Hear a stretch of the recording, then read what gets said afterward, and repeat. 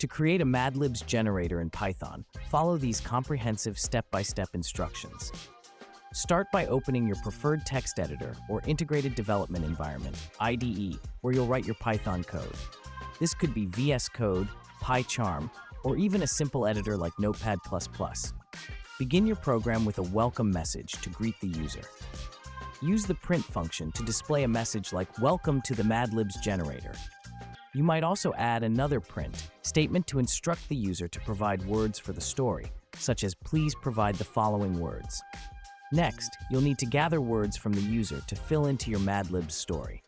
Use the input function to prompt the user for various parts of speech. For instance, to collect a noun, you would write noun equals input, enter a noun.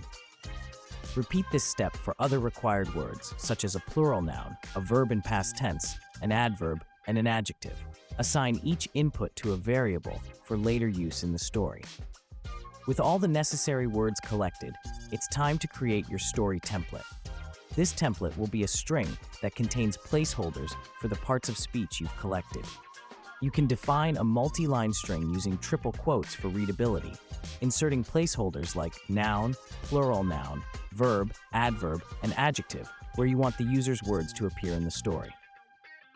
Once your template is ready, use the format method to replace the placeholders with the user's input. This method allows you to insert the values of variables into a string. For example, to insert the noun and adjective provided by the user, your format call might look like storyTemplate.format equals noun, adjective, adjective, adjective. Do this for all the placeholders in your template to create the final story.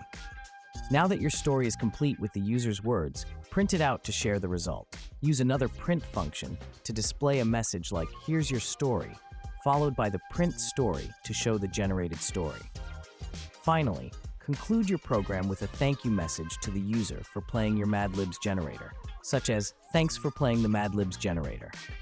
After writing your program, save your file with a .py extension, for example, madlibsgenerator.py. To run your program, open a terminal or command prompt, navigate to the directory containing your Python file, and execute the command python madlibsgenerator.py.